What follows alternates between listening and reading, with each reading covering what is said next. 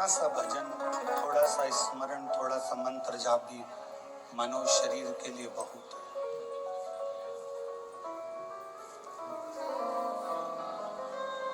एक प्रसंग शिव महापुराण में आता है कि एक बार देव ऋषि नारद को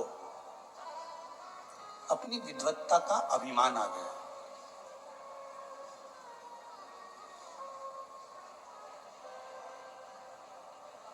और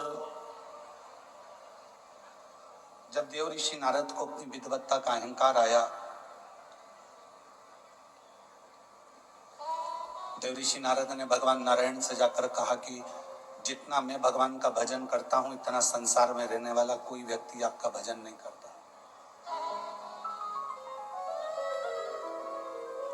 जितना मैं मंत्र जाप करता हूं, उतना कोई मंत्र जाप नहीं करता। जितनी बार मैं आपका नाम लेता हूं, उतना नाम शायद कोई भी नहीं लेता। भगवान विष्णु ने कहा, हो सकता है कि आपका मंत्र जाप प्रबल हो, आप श्रेष्ठ हो, मना नहीं।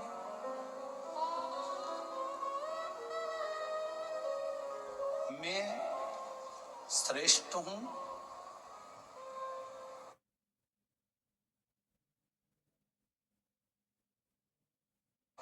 ये आपकी विद्वत्ता है, पर केवल पूरी दुनिया में मैं ही श्रेष्ठ हूं ये आपका अहंकार है। मैं श्रेष्ठ हूं ये आपकी विद्वत्ता है।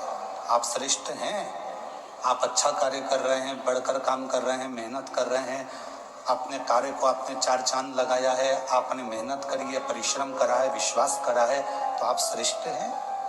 मैं श्रेष्ठ हूं ये शब्द आपकी विद्वत्ता है, पर केवल मैं ही श्रेष्ठ हूं पूरी दुनिया में ये आपका अहंकार है।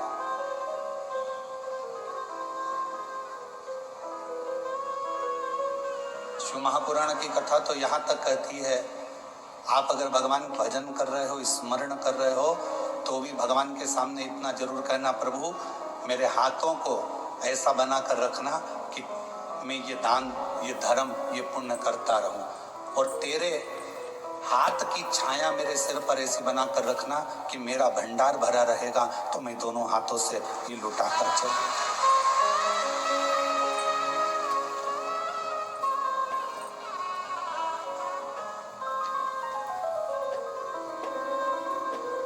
और यदि मुझ में अगर तुमने ये दे दिया, मुझ में अगर ये कह दिया कि नहीं ये मेरा है और मैं लुटा रहा हूँ, या मैं कर रहा हूँ, या मैं देने वाला हूँ, या मैं लेने वाला हूँ, तो ये ठीक नहीं, ये श्रेष्ठ नहीं, ये अहंकार की निशानी। देव ऋषि नारद ने कहा कि मेरे बराबर कोई भजन नहीं कर सकता, मेरे बराबर कोई तप नहीं कर सकता, मेरे बराबर कोई साधना नहीं कर सकता। ठीक है, भगवान विष्णु ने एक खीर का कटोरा बुलवाया, नारद जी के हाथ में दिया। नारद, ये खीर का कटोरा शिव जी को देकर आओ।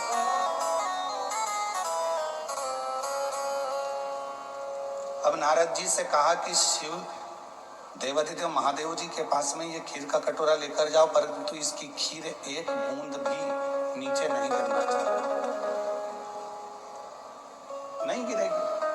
खीर का कटोरा लेकर नारद जी चले, धीरे धीरे धीरे धीरे भगवान शिव जी के पास पहुंचे और ले जाकर दे दिया। नारद जी ने कहा, आपने मेरा उत्तर नहीं दिया भगवान विष्णु से कि पूरी दुनिया में मैं श्रेष्ठ हूं,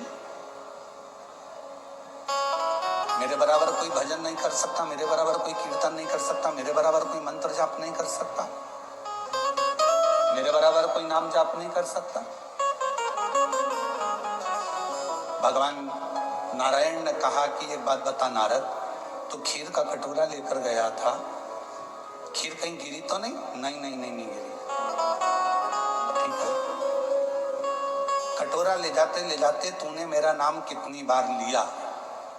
देव ऋषि नारद ने कहा, यदि नाम लेता तो खीर ही गिर जाती, इसलिए एक बार भी मैंने नाम नहीं लिया।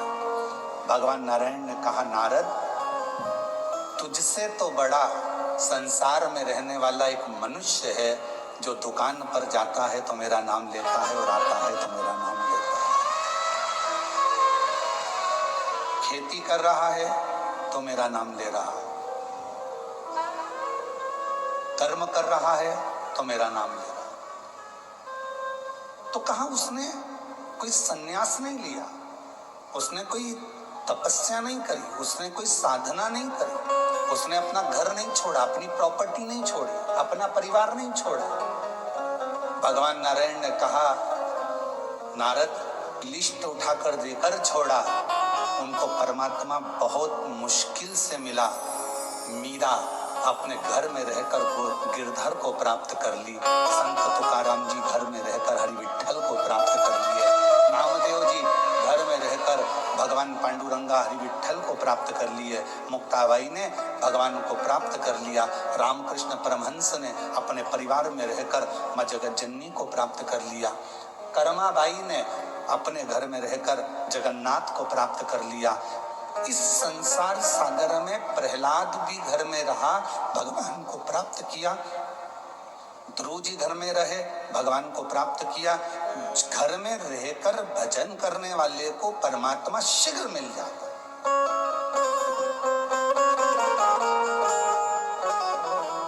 अब तुम्हें भटकना नहीं। और फिर निवेदन करूं मेरी बेजापुर की जीजियों से और मेरे जीजाओं से, मेरी बेटियों से, बेटाओं से, मेरी माताओं से, मेरे पिता तुल्य भाव से निवेदन करता हूं, कोई तुमसे कह दे कि तुम अपना घर छोड़ दो, बिल्कुल मना कर देना, मैं नहीं छोड़ सकती। कोई को तुमसे कह दे तीर्थ में जाकर बैठ जाओ, हाथ जोड़कर कहना मेरे बस की बात नहीं है, मैं तो घर में रहकर भगवान को एक लोटा जल चढ़ा लूंगी और मेरा बाबा मेरे पर कृपा कर देगा, बस इससे ज्यादा कुछ। घर में अगर बुजुर्ग माता पिता हैं, आप उनकी सेवा करो, मेरा शिव कृपा करेगा। महाराष्ट्र की भूमि पर भगवान पांडुरंगा हरि विठ्ठल का स्वरूप ये बताता है कि पौंडलिक ने अपने माँ बाप की सेवा करी और भगवान हरि विठ्ठल ने आकर दर्शन दिए। आप अपने माता पिता की सेवा करो, परमात्मा आपके सामने होंगे। भूखे को भोजन, प्यासे को पानी, जय बाबा बर्फानी। आप सेवा करिए, कोई भूखा है भोजन कराओ, प्यासा है पानी पिलाओ, किसी को औषधि की जरूरत है आप उसका चिकित्सा कराओ, किसी को एजुकेशन की जरूरत है आप उसको एजुकेशन कराओ, उसका फल।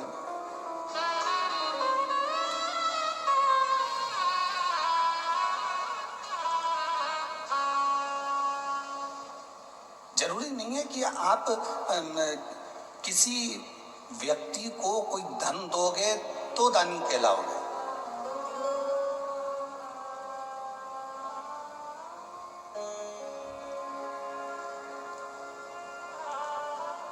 किसी व्यक्ति को कोई धन प्रदान करोगे तो दानी कहलाओगे, वो जरूरी नहीं है। दानी की एक निशानी और होती है, अपने मोहल्ले में, अपनी कॉलोनी में, अपने परिवार में, अपने कुटुंब में अगर कोई को शिक्षा की जरूरत है और उसके पास में एजुकेशन का पैसा नहीं है, अपने धन में से कुछ रुपए निकालकर उसके कॉलेज की फीस, उसके स्कूल की फीस, उसका ड्रेस, उसकी किताबें, अगर 2-5 साल आपने उस बच्चे का, उस बेटी का हाथ पकड़ लिया और उसकी अच्छी एजुकेशन करा दी, अगर वो बच्चा इंजीनियर बन गया, डॉक्टर बन गया, कलेक्टर बन गया, आईजी, डीआईजी बन गया, कमिश्नर बन गया, तो वो किसी को भूल जाए वो बात दूसरी है, पर जिसने उसको एजुकेशन में साथ दिया उसको जिंदगी भर नहीं भूलता, वो नहीं भूल पाता।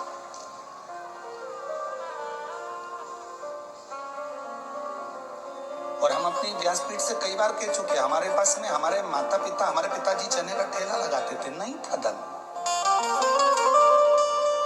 हम 5 भाई बहन का परिवार, पिताजी चने का ठेला लगाते, उसमें भी उनकी आंखों में मोतियाबिंद हो गया था, दिखता नहीं था, ठेला खड्डे में निकल जाता था तो पूरा चना जमीन पर ढुल जाता था। हमारी माँ दौड़ कर जाती थी, चने का पूरा ठेला बीनती, वापिस रखती, घर पर लाकर उसको फिर छांटती, फिर ठेले पर रखती, फिर वो बिकने के लिए जाती।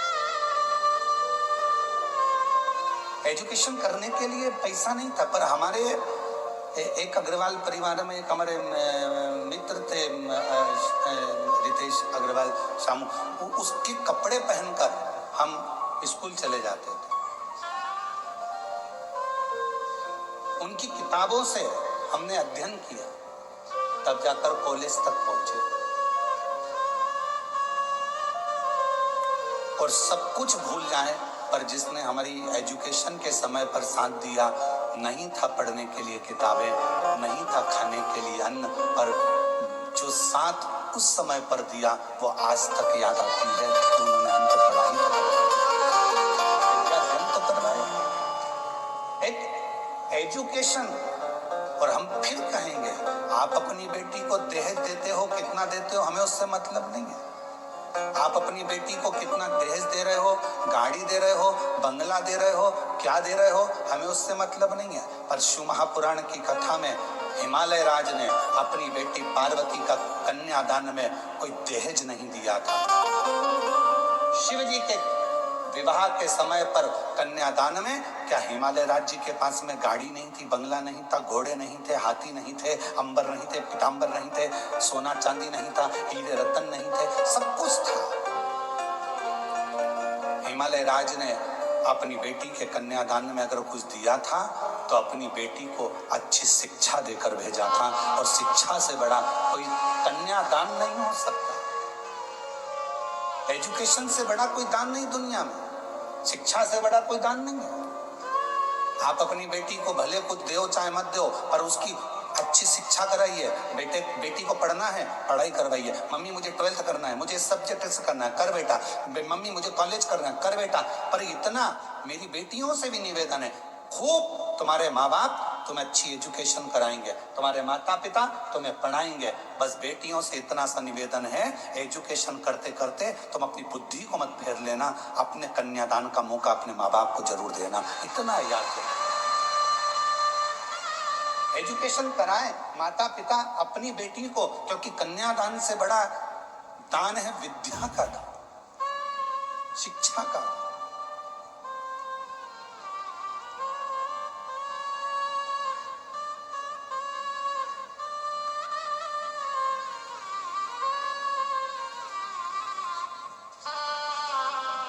कभी हमारे सीहोर में विठले सेवा समिति के पास जाकर देखना, आप लोग जो दान करते हो उनके पास का जाके एक रजिस्टर देखना, जिस रजिस्टर में केवल मध्य प्रदेश के नहीं पूरे भारत के कई बच्चे ऐसे हैं जिनकी कॉलेज की फीस, जिनकी स्कूल की फीस, जिनकी किताबें, जिनके ड्रेस विठले सेवा समिति हर साल दिलवाती और हर साल फीस जमा करके उनको पढ़ाती है, शिक्षा अध्ययन कराती है।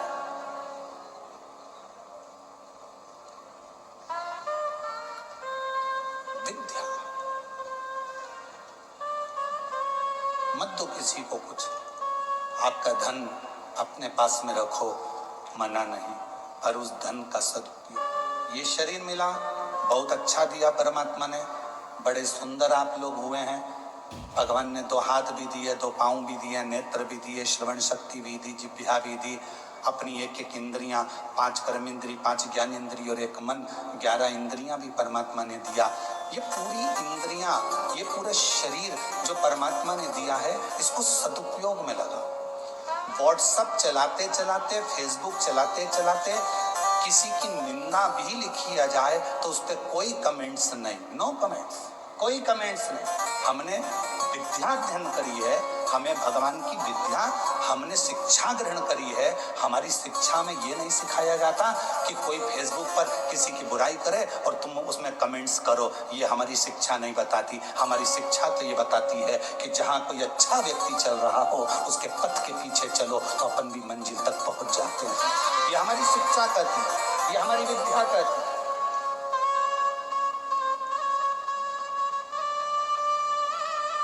ईर्ष्या कहाँ नहीं होती। कई लोग कहते हैं महाराज जी कलयुग बड़ा बेकार है। हमने कहा कलयुग से अच्छा तो कुछ भी नहीं है। कई लोग कहते कलयुग बड़ा बेकार है। हमने पूछा कलयुग में क्या हो गया? इतने गंदे लोग दिन भर एक दूसरे को गालियां बकते, अपशब्द कहते, ताना देते, दिन भर जलते, ईर्ष्या रखते। हमने कहा ठीक है, अब तो ये तो तुमने कह दिया कलयुग में हुआ, अब सतयुग का निकालो।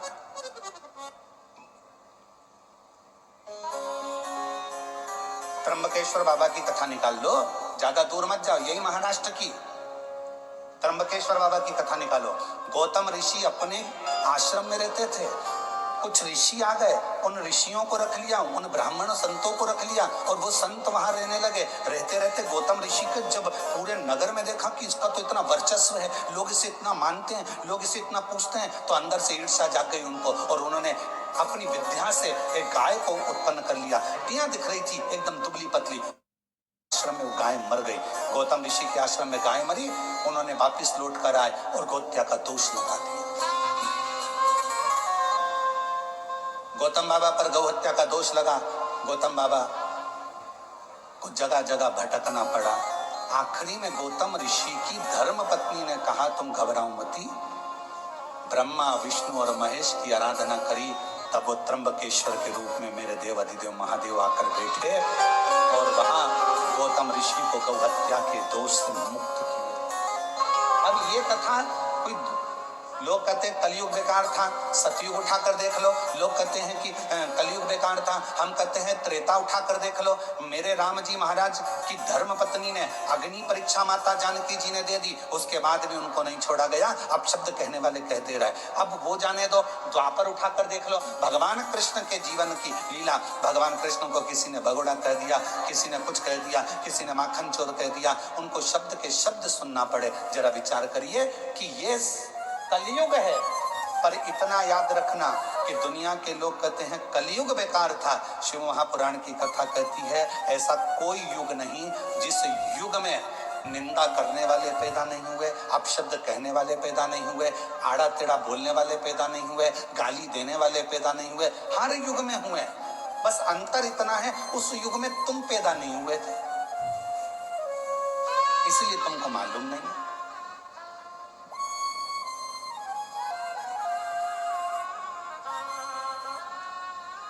और बची कुची हो तो एक कथा और स्मरण कर लो। भगवान शंकर की नृत्य करती हुई नटराज की मूर्ति किस किस ने देखी है? फोटो या मूर्ति कभी मोबाइल पे या कहीं देखा है? हाथ तो उठाओ जरा, सबने देखा है, रख लो। शिव जी की नटराज की मूर्ति अगर आपने देखी होगी तो भगवान नटराज नृत्य कर रहे हैं और नृत्य करते समय उनके पांव के नीचे एक पुरुष दबा हुआ है। देखा है? जम के तो बोलो, सबने देखा है? आवाज नहीं आई, जम के बोलो जरा। देखा है ना? एक पुरुष जमीन पर लेटा है और भगवान शंकर उस पर नृत्य कर रहे हैं। अब लोग क्या कहेंगे कि भगवान देव अधिदेव महादेव, भगवान शंकर, भगवान शिव, ओगड़दानी शंभु एक पुरुष के ऊपर नृत्य कर रहे। कौन था ये?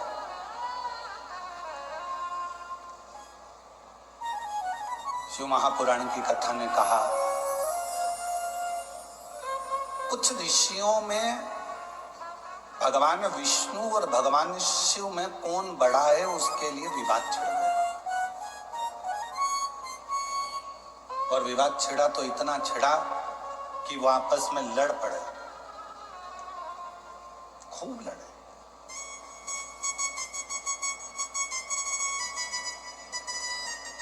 इतनी लड़ाई हो गई ऋषियों में, आखिरी में निर्णय ये निकला कि भगवान विष्णु ही श्रेष्ठ हैं। उनकी बुद्धि में ये बैठ गया और उन्होंने शंकर जी को निंदा करना प्रारंभ कर दिया। अब वो शिव जी को व्यर्थ समझने लगे। अब जब भगवान शंकर को व्यर्थ समझने लगे तो ऋषियों के मन में आया कि कुछ भी हो, अगर ये शंकर भगवान को व्यर्थ समझ रहे हैं, उनकी निंदा कर रहे हैं, उनके लिए अपशब्द बोल रहे हैं, तो ऋषियों ने एक पुरुष को प्रकट करा उस पुरुष का नाम था अपस्मार। जो शिवजी के नटराज की मूर्ति के नीचे जो पुरुष सोया रहता है उसका नाम है अपस्मार। क्या नाम है? जम के बोलो, अपस्मार।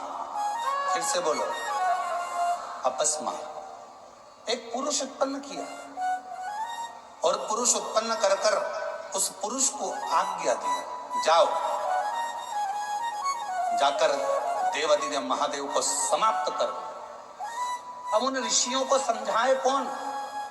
जिसके अधीन स्वयं काल हो, जो स्वयं कालों का भी काल महाकाल हो, उसे कौन समाप्त करेगा?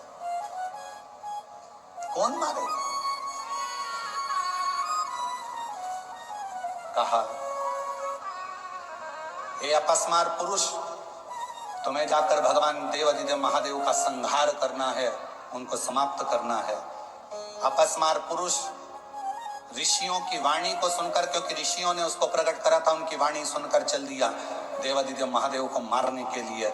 जो धाम पर पहुंचा तो शंकर और पार्वती मैया बैठे हुए थे।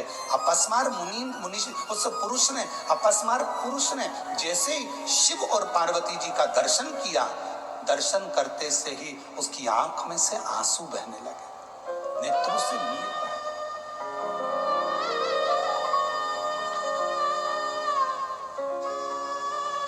शिव जी का ध्यान चले गया और भगवान शंकर का ध्यान गया। शिव जी ने देखा कि ये पुरुष आया है और हमको देखकर रो रहा है,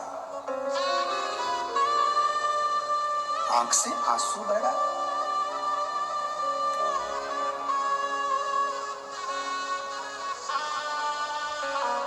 शिव जी ने ध्यान लगाकर देखा कि ये है कौन। शंकर भगवान ने जो ध्यान लगाया तो पार्वती से कहा, पार्वती,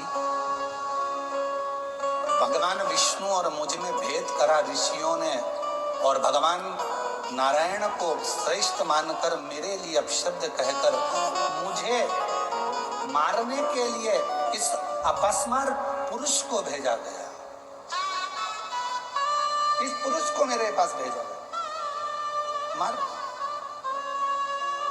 पार्वती जी कहती हैं, पर ये रो क्यों रहा? शिव जी ने कहा, पार्वती, तेरा और मेरा दर्शन किया तो इसके मन में श्रद्धा उत्पन्न हुई, रो रहा कि मुझे मारने के लिए भेजा है। अब मैं मारूं तो कैसे?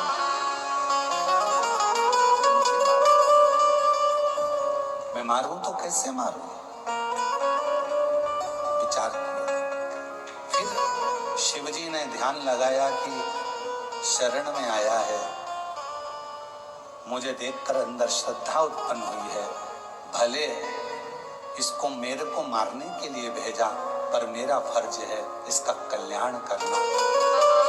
शिव जी ने नृत्य करना प्रारंभ कर दिया और शंकर भगवान ने जो नाचना प्रारंभ करा, वो अपस्मार पुरुष ने देखा कि मैं क्या करूं। अगर जब हम भगवान का दर्शन कर लेते हैं, स्मरण कर लेते हैं, तो हमारी चित्त वृत्ति में बैठ जाता है कि मैं भगवान के चरण पकड़ लूं। नृत्य करते समय जैसे ही भगवान ने अपना एक पांव ऊपर करा, उसी समय पर अपस्मार पुरुष ने शिव जी का चरण पकड़ना चाहा। शिव जी का चरण छुआ, जमीन पर सो गया। भगवान शंकर उसी पर नृत्य करते रहे और उसके अंत में प्राण छूट गए। क्यों? क्योंकि शिव पुराण की कथा कहती है उस अपस्मार पुरुष ने भगवान के चरणों को पाना था और शिव के चरणों में ही प्राण त्यागना थे। ये विचार, ये विचार। और हम तो बाबा के भरोसे चल रहे, हम तो बाबा के भरोसे चल रहे, ये दुनिया वाले जलते हैं, ये दुनिया वाले जलते हैं, हम तो बाबा के भरोसे चल रहे हैं।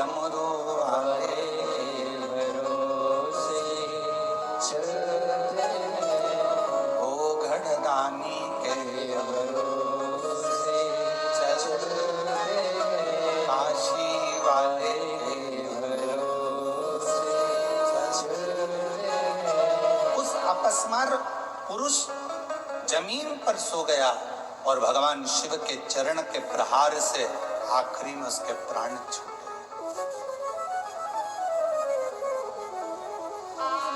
असुर था, शिव को मारने के लिए आया था। कोई दूसरे ने पैदा नहीं करा था उसको, ऋषियों के क्रोध ने, ईर्ष्या ने उसको जन्म दे दिया था।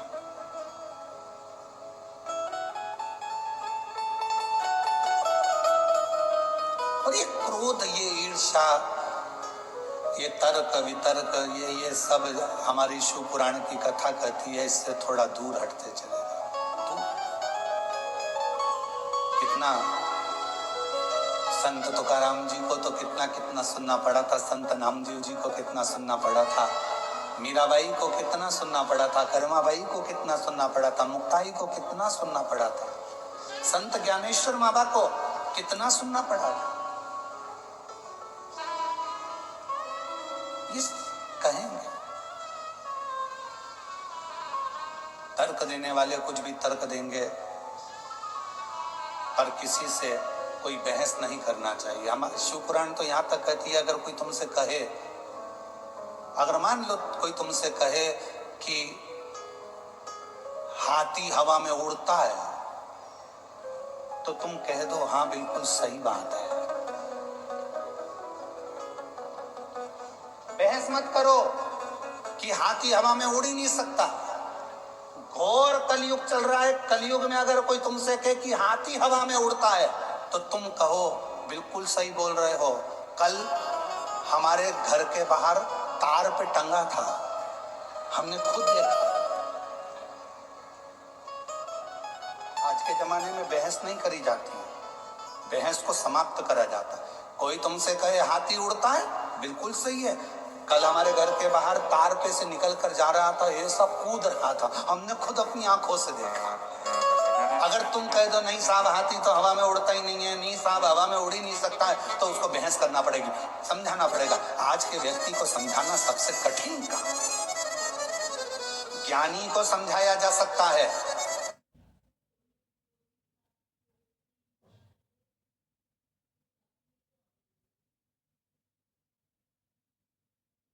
और जिसके अंदर अभिमान भरा हो, कठिन काम।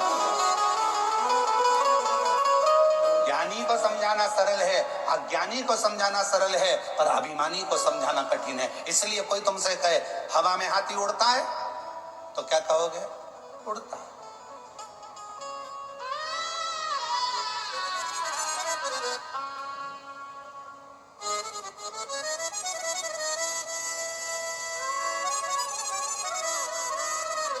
अब किससे वो हमारे वो आशीष की लड़की है अविका, तो वो एक बार हम उसके पास में बैठे तो ऐसे वो गेम खेल रहे थे, हवाई जहाज उड़, कागज उड़, कपड़ा उड़,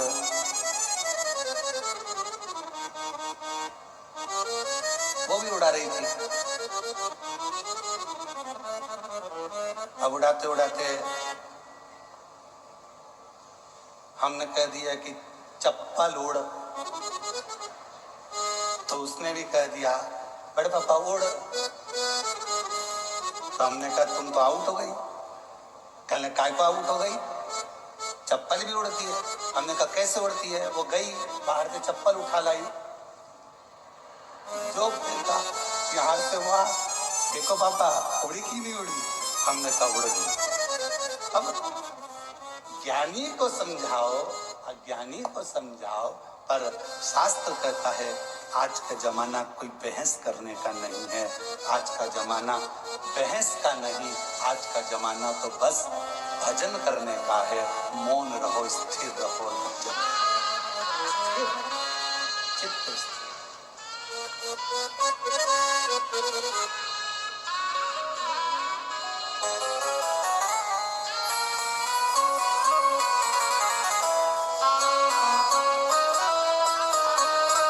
और जितना स्थिर रहकर भगवान की भक्ति में डूबोगे, उतना सुख, उतना सुख।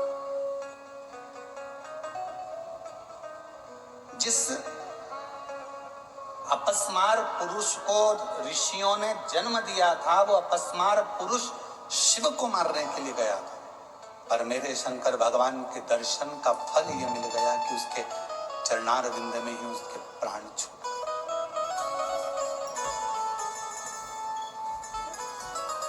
एक दर्शन का सुख है।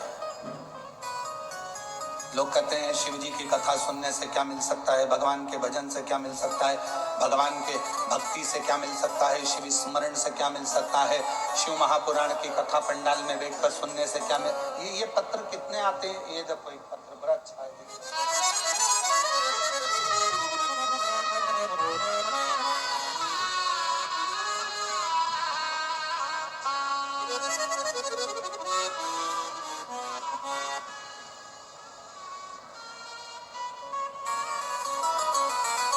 मेरा नाम श्रीमती सविता सदाशिव चंद्र है। मैं बेजापुर के पालखेड़ गांव की निवासी हूँ। मेरी शादी को 10 साल हो गए थे, पर मेरे यहाँ कोई संतान नहीं थी। पत्र को एलईडी पर पढ़ सकते हो, आस्था चैनल पर पढ़ सकते हो। तब मुझे किसी ने पशुपति नाथ के व्रत के बारे में पता चला। मैंने 2 बार व्रत किया। श्रावण मास में हर रोज बाबा की कावड़ चढ़ाती, बाबा से विनती करती, और बाबा की कृपा से 10 साल के बाद मेरे घर में 2 संतान ने जन्म लिया। मैं बाबा को यहाँ प्रणाम करने के लिए आई। दोनों संतान के फोटो लगाए गए हैं, आप एलईडी पर देख सकते हैं। अगला पत्र देखिए।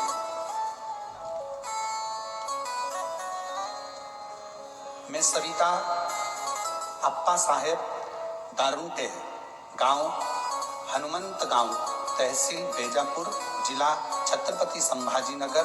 मेरा मोबाइल नंबर ये है। मेरी शादी को 19 साल हो गए थे, फिर भी 19 साल में कोई संतान नहीं थी। अस्पताल में डॉक्टरों की सलाह ली, पर मुझे समाधान नहीं मिला। फिर डॉक्टरों ने 2017 में टेस्ट भी कराया, पर उससे भी मुझे औलाद नहीं हुई। एक दिन आस्था चैनल पर मैंने मेरे परिवार के मुख से सुनी हुई शिव महापुराण की कथा बताई, तो हमने सुनना प्रारंभ करी। सफेद आंकड़े की जड़ को बांधा। पिछले 3 से 4 साल में हम रोज आस्था चैनल पर कथा सुनते हैं, बाबा से विनती करते हैं, गुरुदेव कोई 1 बार आंकड़े की जड़ का प्रयोग करता है। मैंने 2 बार आंकड़े की जड़ का प्रयोग करा। बार बार भगवान शिव के पशुपति व्रत करे, और बाबा की कृपा से 19 साल के बाद 25 मई 2025 को मुझे 2 बेटों ने जन्म लिया। मैं बाबा को प्रणाम करने के लिए आई। अगला पत्र देखिए।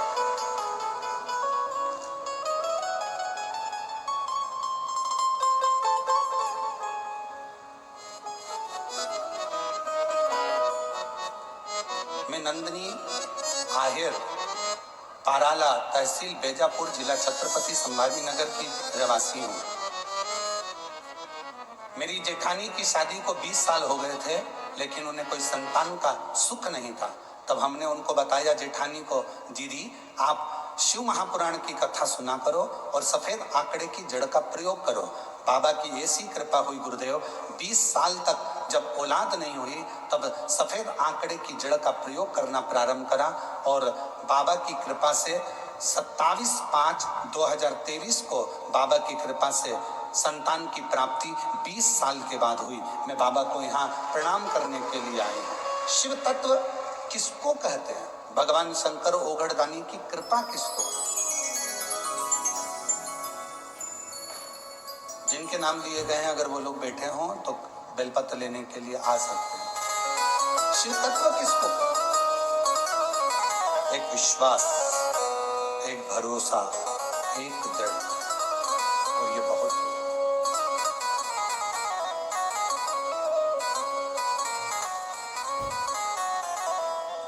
जो जैसी भावना लाया, वो वैसा ही फल पाया। नहीं खाली उसे लौटाया, वो मन ही मन हर्षा। जो जैसी भावना लाया, वो ऐसा ही फल पाया।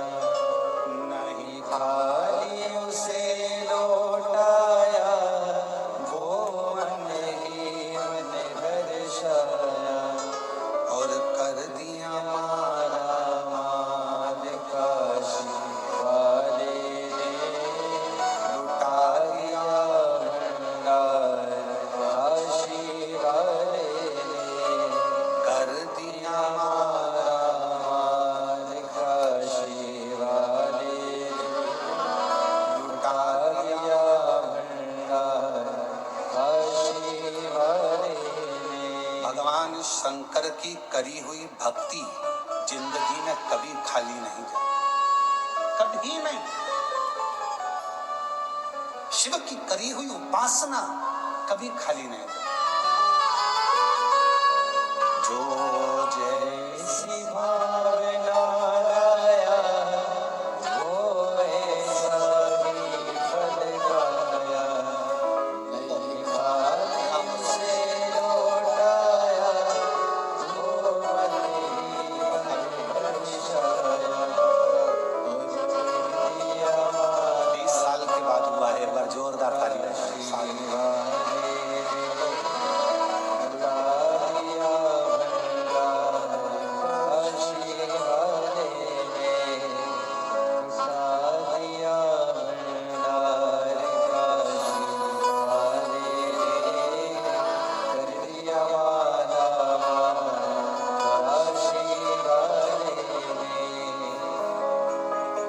जो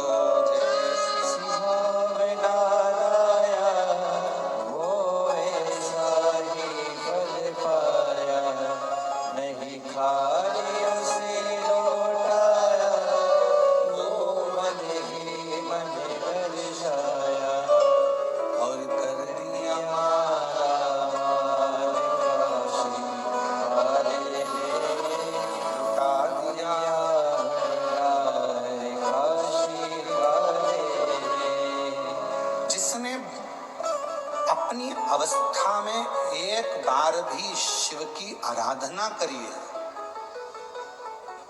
यहाँ जितने लोग शिव महापुराण की कथा में बैठे हैं, मैं भगवान देवादिदेव महादेव की इस पुराण पर पूर्ण भरोसा कर कह सकता हूँ कि आपके माता पिता ने, आपके घर के बुजुर्गों ने जरूर शिव जी की आराधना करी होगी, और उन्हीं की कृपा से आप यहाँ शिव महापुराण की कथा में।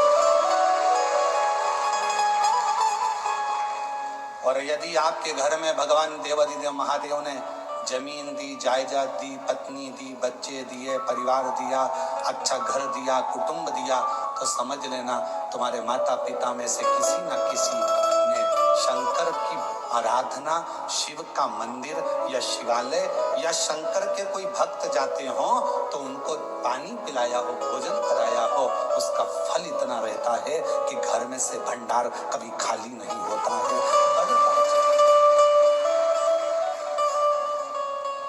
आज हम संचेती परिवार को बहुत बहुत धन्यवाद देते हैं, श्री जीवनलाल जी को, श्री रविंद्र कुमार जी को, श्री विशाल जी को। ये शिव की उदारता है, और हम विशाल जी को बहुत साधुवाद देते हैं कि ये भगवान शंकर की बड़ी करुणा कृपा।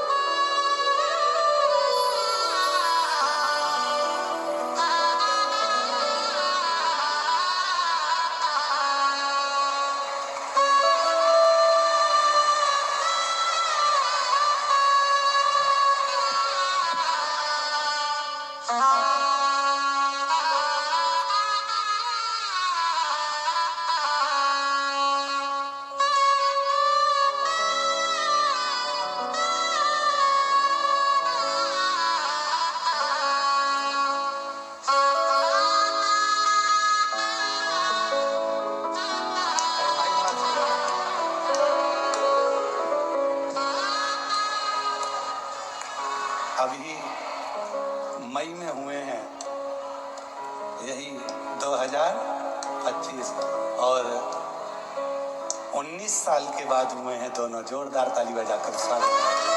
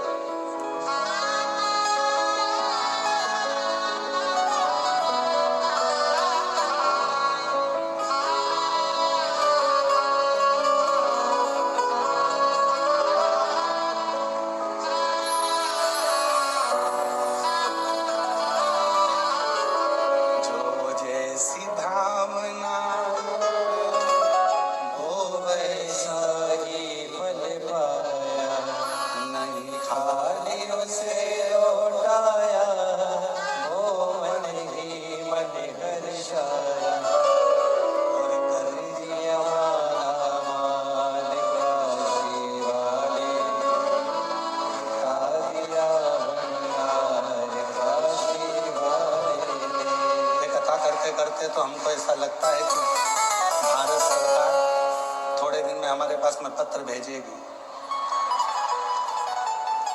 कि तुम वंश की वृद्धि कराते जा रहे हो, हम रोकने का काम कर रहे हैं और तुम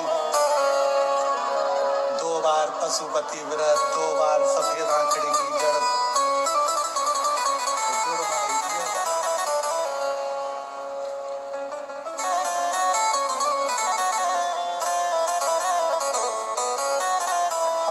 समझाए।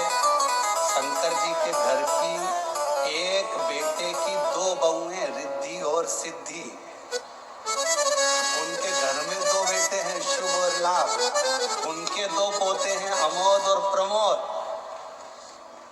शिव जी के 2 पुत्र श्री गणेश और कार्तिकेय, तो उसके यहाँ भी 2 का क्रम चलता आ रहा है, इसलिए वो अपने भक्तों को जरा छप्पर फाड़ कर देता है। देवता देते हैं पल्ला झाड़ कर और महादेव देता है छप्पर। वो शिव है, ओमटी है।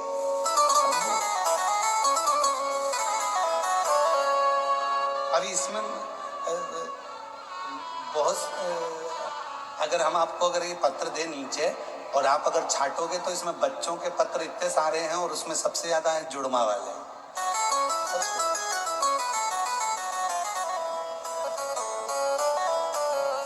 शिव शिव है।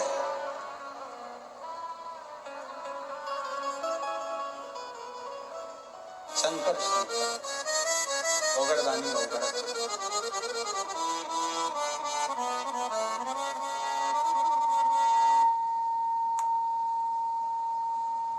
तेरे तेरे दरबार की बाबा निराली शान देखी है। वो जुड़मा और आ रहा है, वो देखो जुड़मा और आ रहा है अभी तो।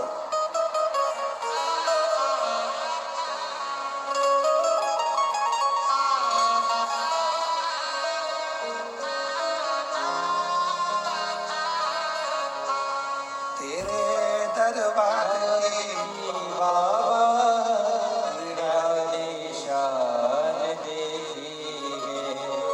तुझे नहीं देखा पर झोली भरी है।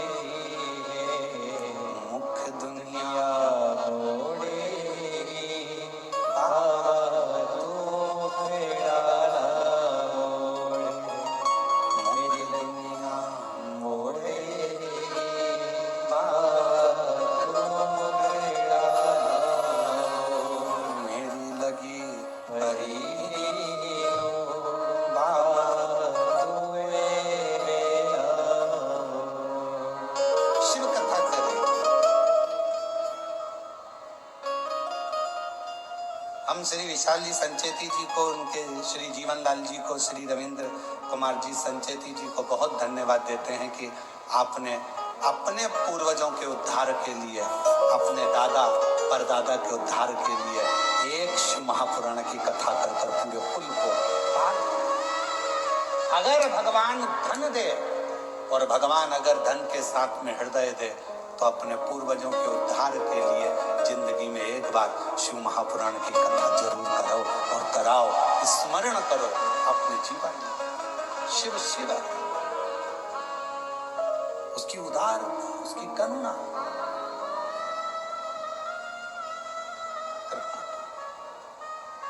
शिव कथा करें।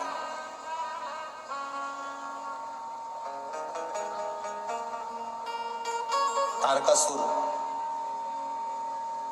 जिस तारकासुर के 3 बेटे हैं, तारकाक्ष, विनुमाली, कमलाक्ष।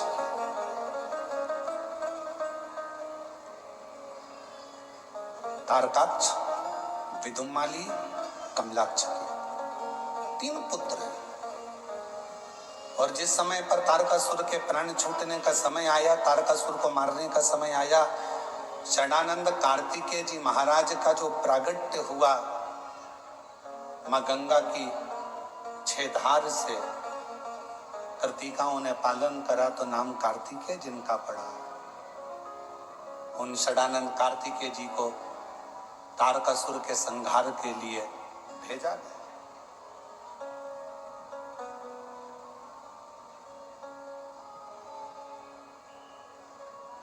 तुम जाओ, इस तारकासुर का संहार करो।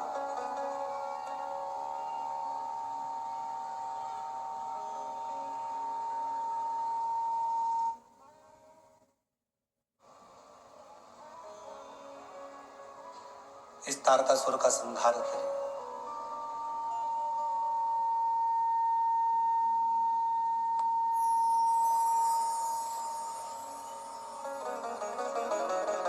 षडानंद कार्तिकेय जी जाने लगे। माँ दुर्गा भवानी जगत धात्री माँ दुर्गा अम्बा ने रोक लिया। माँ जगत धात्री ने रोक लिया। तारकासुर को मारने के लिए कार्तिकेय जी जा रहे हो, थोड़ा ठहरो।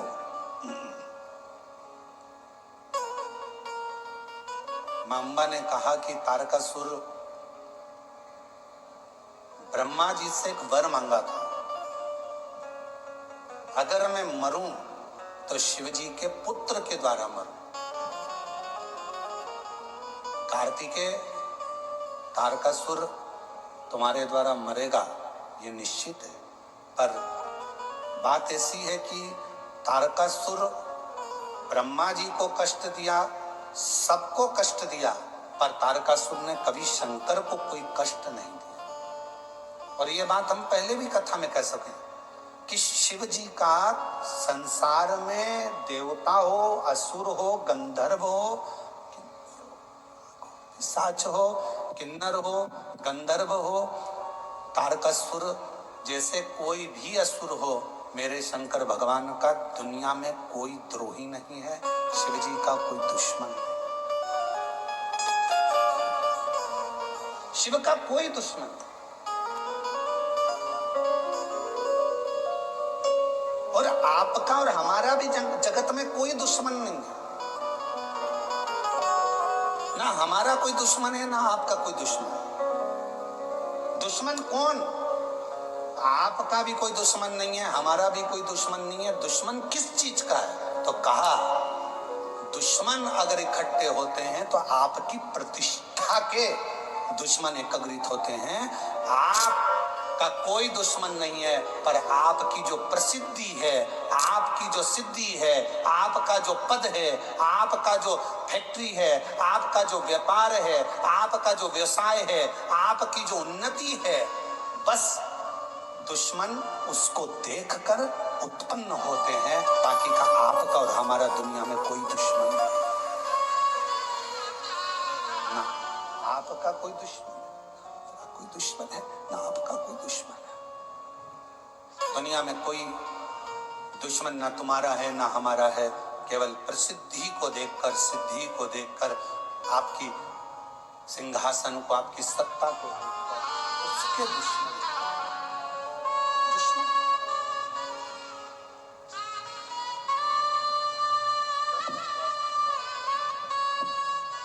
10 साल के बाद में एक बार जोरदार ताली बजाएं तो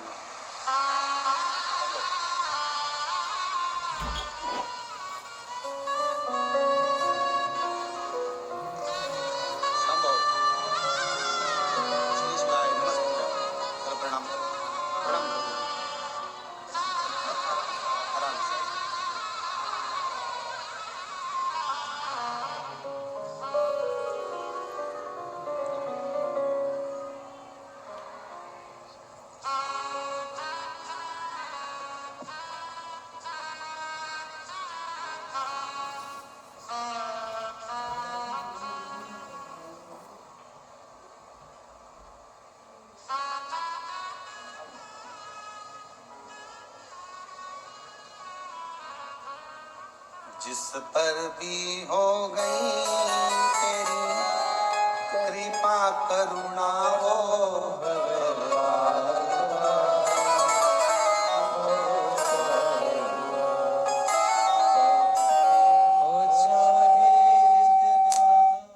उसका भी बाबा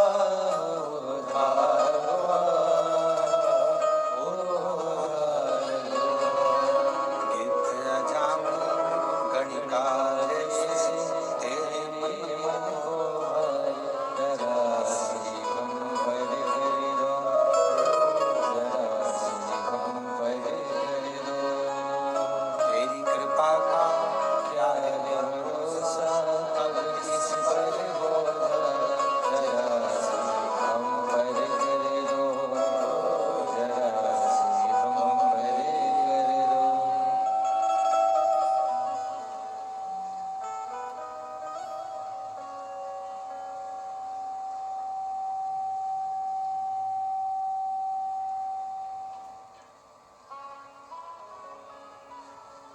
शिव कथा कर रही है, भगवान शंकर का चरित्र कर रहा है, शिव महापुराण की कथा कर रही है, शिव तत्व कह रहा है। कोई दुश्मन नहीं। माँ के गर्भ से जब जन्म लिया था, आपका और हमारा कोई दुश्मन नहीं था। आपकी और हमारी प्रसिद्धियां जब बहुत आगे बढ़ बढ़कर अगर कोई कार्य करता है तो लोग उससे भी ईर्ष्या करने लगते हैं। ईर्ष्या। पर क्या सोचना, एक हंस और एक कौवा, दोनों में अंतर होता है। हंस और कौवे में बहुत अंतर होता है। हंस किसी को देखकर अगर सरोवर के तट पर कोई आ जाए, या कोई पशु आ जाए, पक्षी आ जाए, मनुष्य आ जाए, गंधर्व आ जाए, देवता आ जाए, जलचर आ जाए, हंस आ जाए, कोई भी अगर वहां आ जाता है तो हंस कभी चिल्लाता नहीं।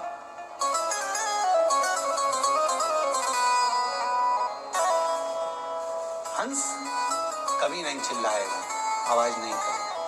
हंस किसी की अगर गलती भी करती है, शंभो शंभो शंभो, अगर गलती भी कर दी है, अगर किसी ने कुछ गलती भी कर दी है, तो भी हंस चिल्लाएगा नहीं, हंस बोलेगा, हंस शब्द नहीं करेगा, क्योंकि वो हंस है। और कौवे का क्या काम है? कौवा, किसी ने कुछ करा और कौवे ने चिल्लाना प्रारंभ करा। दो तरह के मनुष्य होते हैं। एक हंस स्वभाव का होता है, किसी की बुराई देखकर भी उसकी बुराइयों को सामने नहीं कहता। इस शिव महापुराण की कथा में से ये सीख लो, बहू अगर गलती कर रही है तो उसको एकांत में ले जाकर समझाओ, बेटा तुमने ये गलती करी। बेटे ने गलती करी है तो उसको एकांत में ले जाकर समझाओ कि तुमने गलती करी। भाई गलती करे, उसको एकांत में ले जाकर समझाओ कि तुमने ये गलती करी। देवरानी, जेठानी कोई गलती करे तो एक दूसरे को एकांत में ले जाकर समझाया जाए कि तुमने ये गलती करी है। सबके सामने न बहू को चिल्लाइए, सबके सामने न सास को चिल्लाइए, सबके सामने न भाई को चिल्लाइए, सबके सामने किसी को मत चिल्लाइए। क्यों? अगर आप आज अपनी बहू को सबके सामने चिल्लाकर बोलोगे तो वो बहू का सत्कार सबके सामने खत्म हो जाएगा।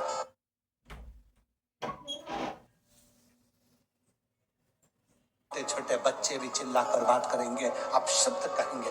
पत्नी को भी अगर कुछ कहना है, पत्नी को भी अगर शब्द कहना है, तो पति को चाहिए कि उसको एकांत में ले जाकर फिर कुछ बात कहे, किसी के सामने कोई संबोधन ना करे,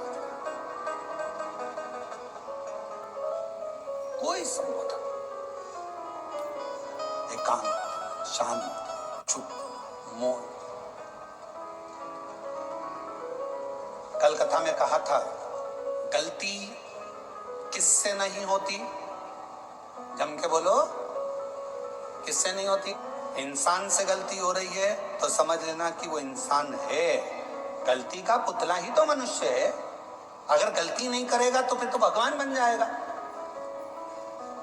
गलती हो रही है तो इंसान है, गलती नहीं कर रहा तो वो तो भगवान बन गया। और जगत में ऐसे बहुत सारे भगवान घूम रहे हैं, बहुत ऐसे।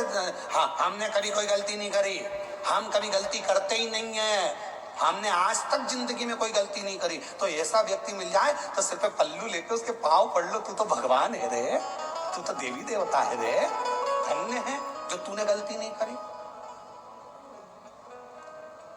धन्य। कल की कथा में था ये प्रसंग। कल की गलती हो रही है, मानव है, मनुष्य है, मानव का शरीर है, करेगा गलती।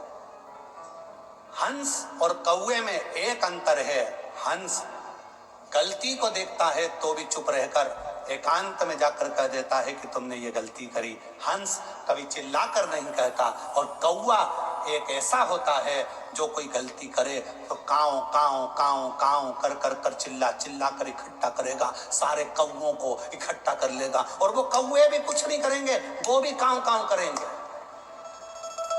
कौए का काम है कि सबको इकट्ठा करना है, चिल्लाओ काव काव काव करो, इसने ये गलती करी है, चिल्लाना चालू करो। और कौए का काम है वो चिल्लाता रहेगा, इकट्ठा करेगा, सबको एकत्रित करेगा और वो कौए भी चिल्लाएंगे, बहुत चिल्लाएंगे।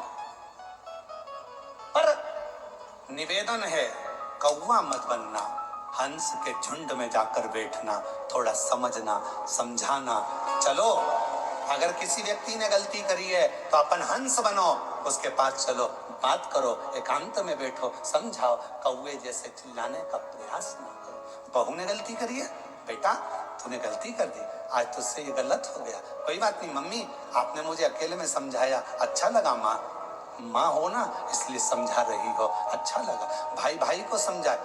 लंकापति रावण ने विभीषण को लात मारी भरी सभा में, विभीषण ने रावण को समझाया भरी सभा में, गलती दोनों की थी।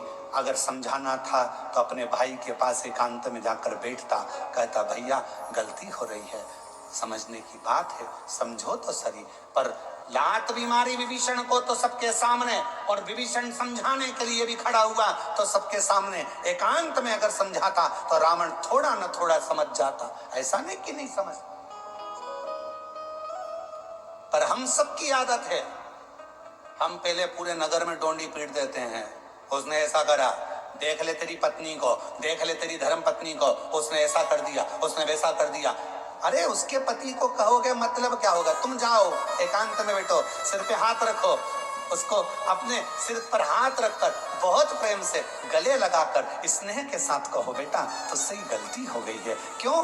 क्रोध में जो कहा है वही अगर प्यार से कहा होता तो शायद पूरा घर स्वर्ग बन गया होता, पूरा माहौल से भर गया प्रेम से। पर महाराज क्या कहें, पहले के समय में लोग बोलते थे तो मोती झड़ते थे। क्या झड़ते थे? मोती।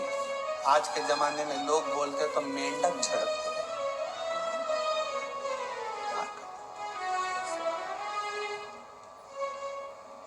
स्नेह करो।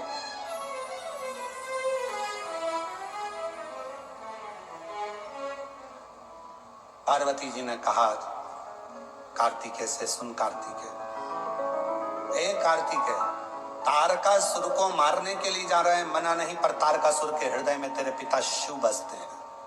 असुर है वो, राक्षस है वो, पर उसके दिल में शिव बसा, शंकर उसके हृदय में बैठा।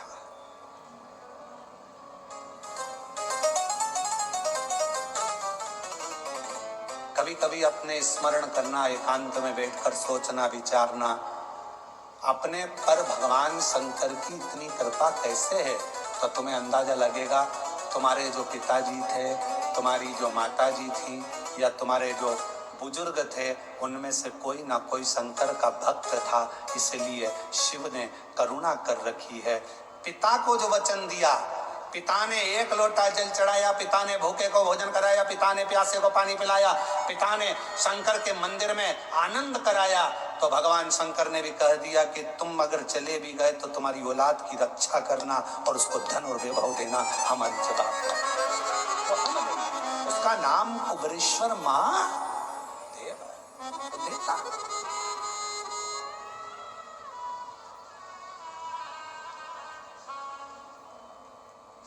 शिव कथा करें और खाली ना जाता कोई दर से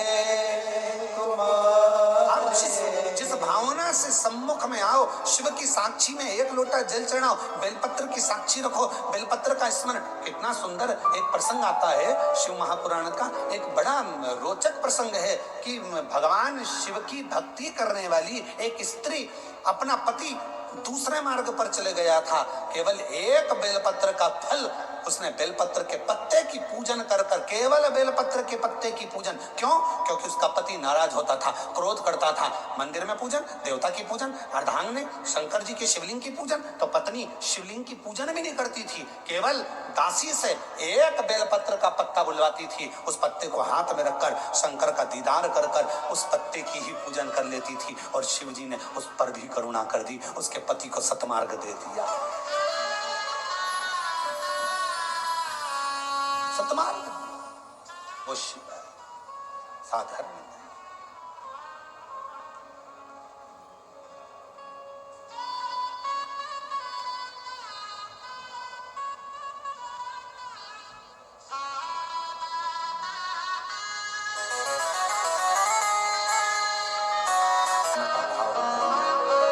दिल से प्रार्थना करें, विनय करें, निवेदन करें, विनती करें।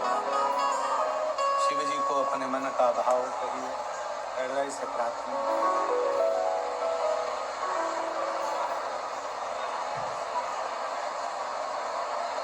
जहां भी जगह मिले वहां बैठ जाएं।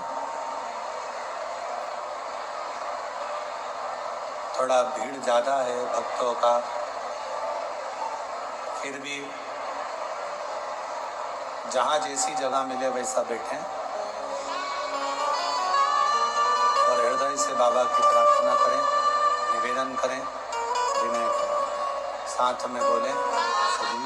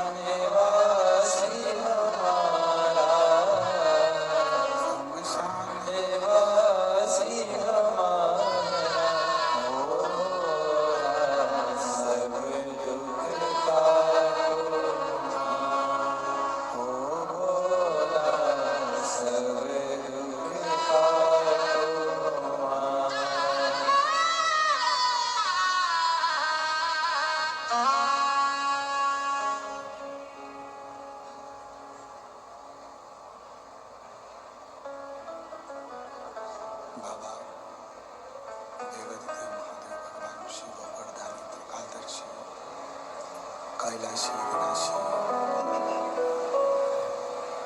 भगवान शंकर की पवित्र कथा कह रही है, शिव महापुराण वर्णन कर रही है, शिव तत्व कह रहा है। भगवान शिव की कथा बाबा देवादिदेव महादेव का चरित्र कह रहा है। एक ऐसी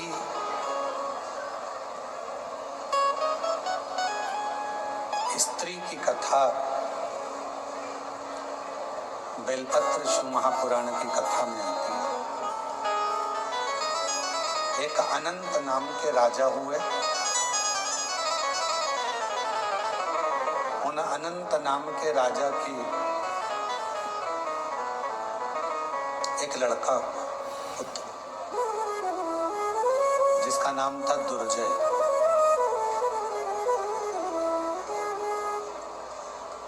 और दुर्जय बड़ा पराक्रमी था, वीर था। संपूर्ण अपना जो क्षेत्र था, अपना जो प्रदेश था, उस प्रदेश की रक्षा दुर्जय करा करता था। दुर्जय का विवाह एक सुंदर कन्या के साथ हो गया। दुर्जय की पत्नी बड़ी सहनशील, भामनी उसका नाम था।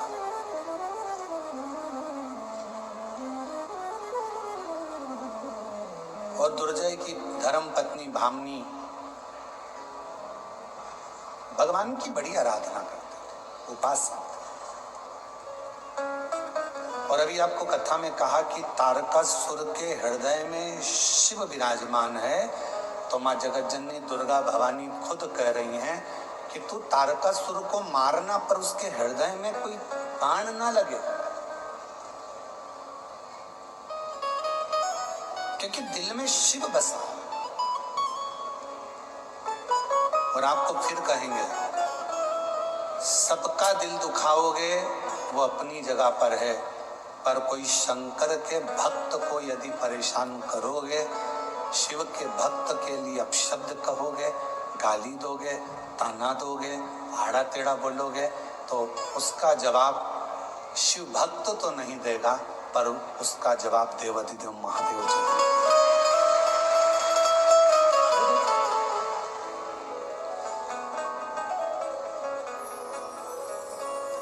कूर्म पुराण का ये चरित्र कह रहा। दुर्जय की जो पत्नी थी भामनी, वो बड़ी धर्मात्मा थी, पुण्यात्मा थी। जैसे अभी कथा में कहा, दादा परदादा कोई पुण्य कर कर चले जाते हैं, उसके पुण्य का फल हमको भोगने को मिलता है। अपने पिता के कोई पुण्य होंगे, उसका फल अपने को भोगने को मिलता है। अपनी माता के कोई पुण्य होंगे, उसका फल अपने को भोगने को मिलता है। कोई पूर्व का, फिर वही माता गई, कोई पिछले जन्म के अच्छे कर्म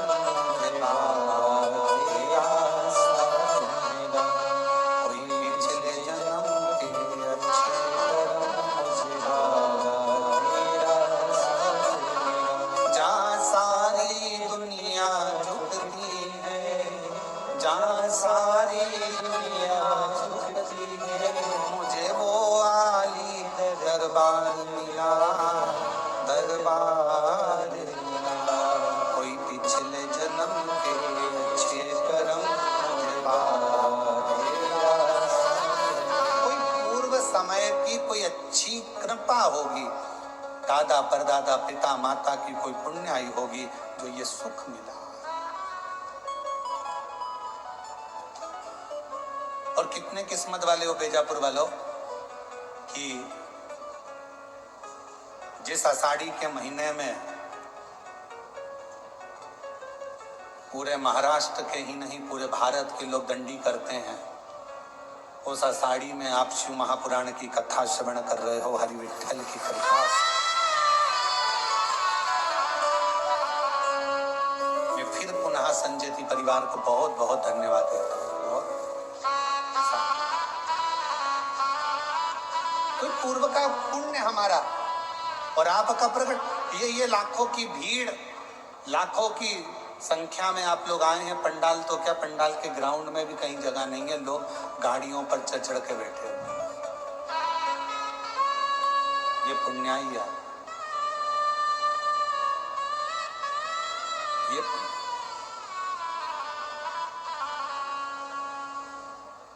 दुर्जन दुर्जय की धर्म पत्नी भामनी, दुर्जय की धर्म पत्नी भामनी शिव की उपासक थी, बहुत उपासक।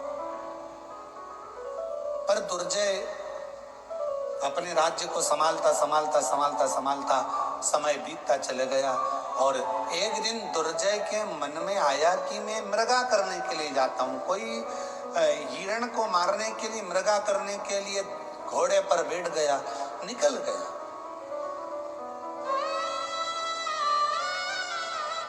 निकल चला।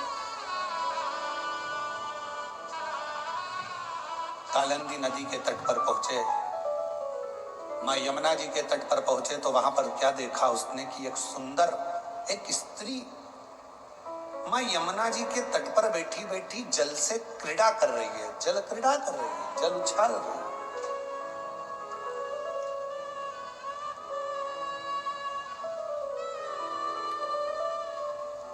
जल क्रीड़ा कर रही है, जल उछाल रही है।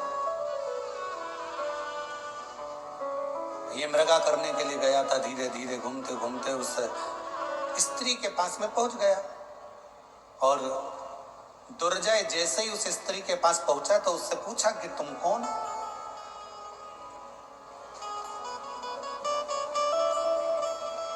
क्या तुम्हारा नाम है? कहां से आई हो? कौन हो तुम?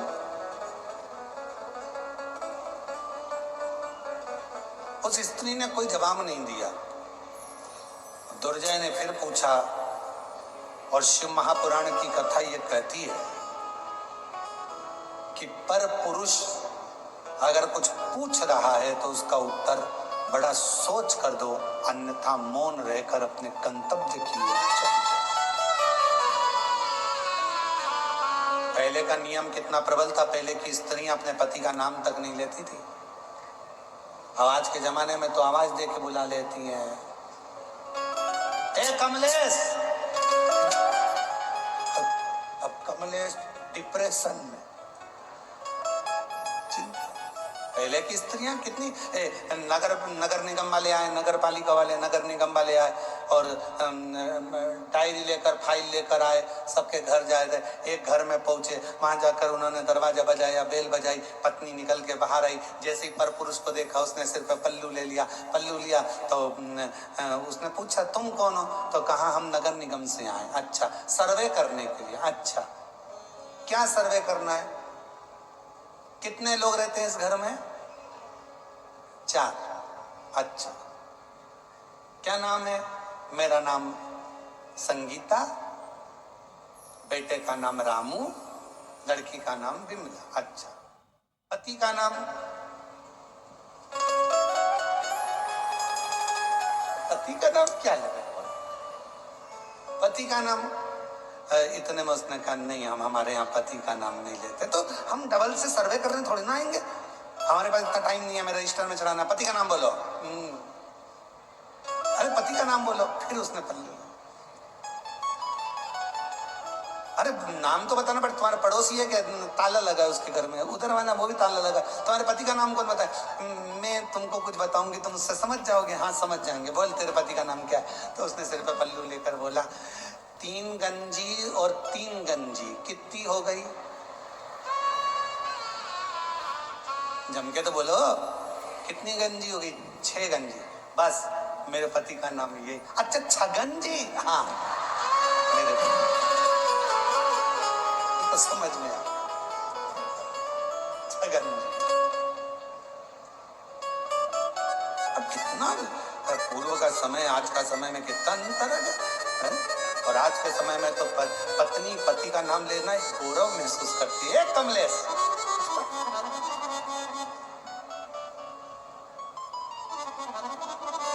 पहले के समय में बहू को अगर अपने पति से कुछ कहना होता था ना तो डायरेक्ट नहीं कहती थी, पहले सास से कहती थी, सास ससुर से कहती थी, ससुर अपने बेटे से कहता था। आज के जमाने में तो बहू को कुछ भी कहना है, भरी सभा में लोग बैठे हैं और पति को कुछ भी कहना है, इशारे में आ जाए तो ठीक है, नहीं तो बाजू में जाके कोनी मार के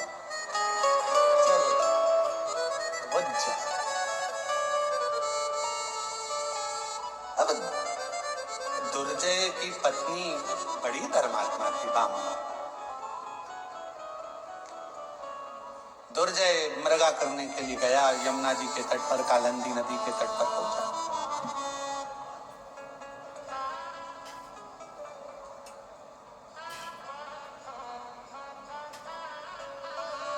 कालिंदी नदी के तट पर जैसे ही पहुंचा, एक सुंदर सी स्त्री, नाम पूछा जा रहा है, तुम्हारा नाम क्या है? वो बताती नहीं। कहां से तुम आई हो? वो भी नहीं बोल, वो भी नहीं। तुम कहां से आई हो, कौन हो? कोई जवाब नहीं।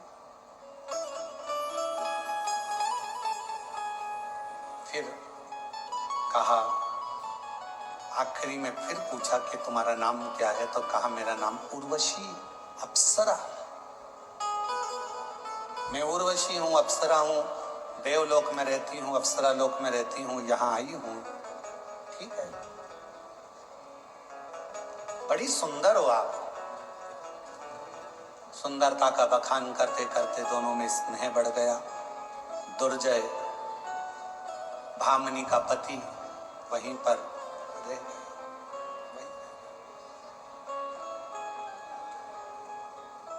6 महीने निकल गए। दुर्जय की पत्नी भामिनी इंतजार करती रही कि मेरा पति आएगा, पर 8 महीने निकल गए, पति नहीं। तब 1 वर्ष निकल गया, पति नहीं आया, और उसी उर्वशी अप्सरा के साथ में निवास कर रहा है। उसी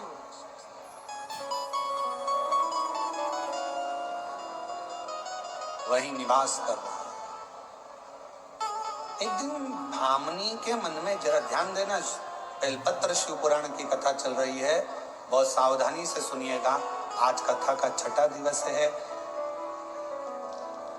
आज की कथा को शिवरात्रि की कथा मानी जाती है, और कल कथा का समय सुबह 8 बजे से 11 बजे तक कथा स्थल पर रहेगा। टीवी पर वही 1 बजे से 4 बजे तक रहेगा। पर जो आज की कथा है उसको अपनी जिंदगी में उतारना जरूर, कि एक बेलपत्री की महत्वता कितनी है, उसको समझिए।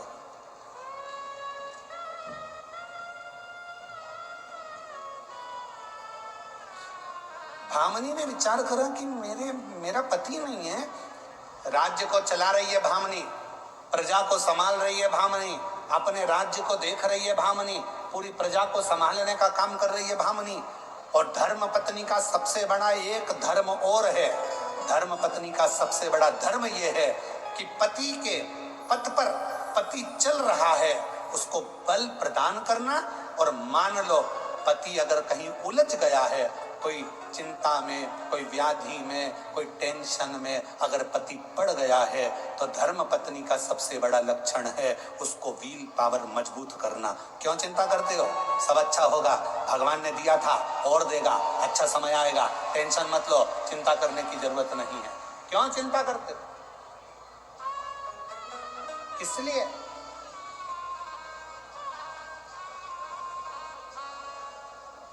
पति अगर कहीं उलझ रहा है, पति अगर कोई चिंता में पड़ रहा है, पति अगर कोई टेंशन में पड़ रहा है, तो धर्म पत्नी है कैसी होना चाहिए कि वो अपनी धर्म पत्नी अपने पति से कह दे, तुम्हें चिंता करने की जरूरत नहीं है, सब हो जाएगा, सब हो जाएगा। और तेरी कृपा का क्या है भरोसा, कब किसी पर जरा ऐसा कौन सा काम है दुनिया का जो नहीं होगा? सब होगा। थोड़ा रुको, शांति रखो, क्यों चिंता करते हो? भामिनी ने लगा, मन में भामिनी क्या आया कि मेरा पति नहीं, राज्य संभालना है, संभाल रही है, भामिनी देख रही है, पूरे राज्य को संभालने का काम कर रही है, संभालती है।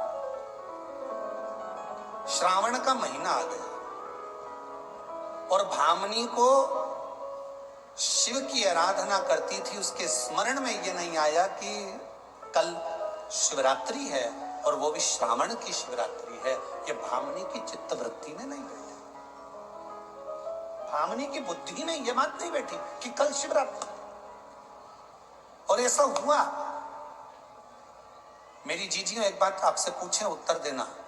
पहले के समय में जब आप शिव पुराण की कथा जब से आपने सुनना चालू करी, जब नहीं, शिव पुराण की कथा जब आप सुनते नहीं थे, पुराने समय की बात निकालो, 10 साल, 8 साल, 15 साल पहले की, श्रावण के महीने में शिवरात्रि आती है, ये आपको मालूम था क्या? जम के बोलो। नहीं। दुनिया के लोग केवल एक शिवरात्रि को जानते थे, वो महाशिवरात्रि थी। उस शिवरात्रि पर अनुष्ठान करना, पूजन करना, आराधना करना, स्नान कराना, अभिषेक करना, ये जानते थे। पर शिव महापुराण की कथा को सुनते सुनते सुनते सुनते लोगों को ये मालूम पड़ गया 12 महीने शिवरात्रि आती है। दुनिया के लोगों को मालूम पड़ गया 26 प्रदोष होती है। दुनिया के लोगों को मालूम पड़ गया कि सावन के महीने में जो शिवरात्रि आती है, वो शिवरात्रि एक ऐसी शिवरात्रि होती है जिस शिवरात्रि पर अगर हम शंकर जी को राजी कर लें तो दुनिया का ऐसा कोई काम नहीं है जो हो नहीं सकता।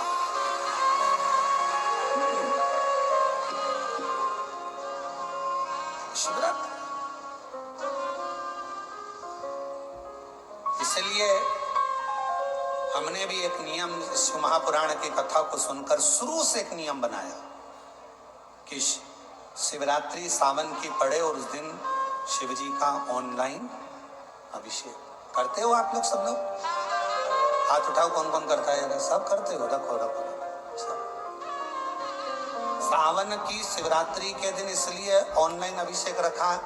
किसी किसी गांव में ब्राह्मण नहीं मिल पाते, किसी किसी गांव में अगर ब्राह्मण मिल भी जाते हैं तो एक घर में पूजन करा पाते, 2 घर में करा पाते, बाकी के घर में कौन कराएगा। किसी किसी शहर में माताएं किसी को घर में बुलाना पसंद नहीं करती तो कोई वहां नहीं पहुंच पाता, तो इसलिए इस अभिषेक को ऑनलाइन रखा जाता है, जिससे सब अपने अपने घर में रहकर अपने अपने परिवार के समेत और आपसे निवेदन करें, उसको करा। सावन के महीने की शिवरात्रि की हम घोषणा करेंगे, उसके बीच में कथा में जब भी आगे आपको सूचना मिलेगी कि उस अभिषेक को जब करा जाए तो अपने अपने घर के पतियों को, बच्चों को भी ये बोला करो कि एक दिन, पूरे वर्ष में एक दिन सावन की शिवरात्रि का निकालो, शाम के समय का, साथ में बैठो, अभिषेक करो, पूजन करो, झोली पसार कर बाबा से विनय करो, खाली नहीं छोड़ेगा मेरा बाबा, 3 महीने में झोली जरूर रखेगा।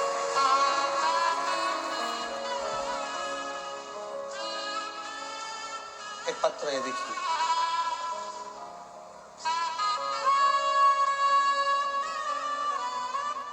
दुर्गेश राजेंद्र अग्रवाल बेजापुर से हैं।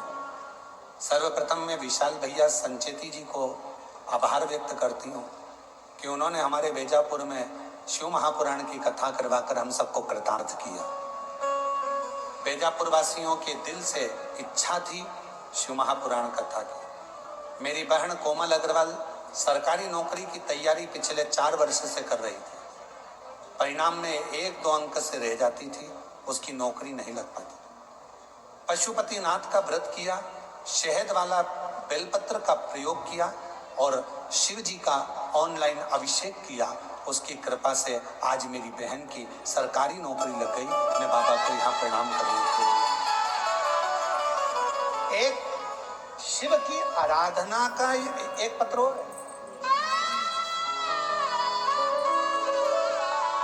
मेरा नाम राजश्री सुभाष तुपे, मैं तालुका गंगापुर, जिला संभाजी नगर की रहने वाली हूँ। मैंने सरकारी नौकरी के लिए 5 बार अप्लाई किया, बहुत मेहनत भी की, फिर उसका फल नहीं मिला। भगवान के ऊपर छोड़ा। किसी के कहने पर शिव के मंदिर जाना, शंकर की आराधना करना, बेलपत्र का प्रयोग करना प्रारंभ करा। बाबा से विनय करती पशुपतिनाथ का व्रत किया और बेलपत्र पर शहद लगाकर चिपका कर गई और बाबा से, जैसा आप कहते हो मेहनत को 4 गुना करो, मैंने अपनी मेहनत को 4 गुना बढ़ाया। आप कहते हो पढ़ाई 4 गुना करो, मैंने रात दिन पढ़ाई करी और बाबा की कृपा से मेरा महाराष्ट्र पुलिस में हो गया और मैं अब जलगांव में नौकरी कर रही हूँ। मैं बाबा को यहाँ धन्यवाद देने के लिए एक शिव कथा कहती है।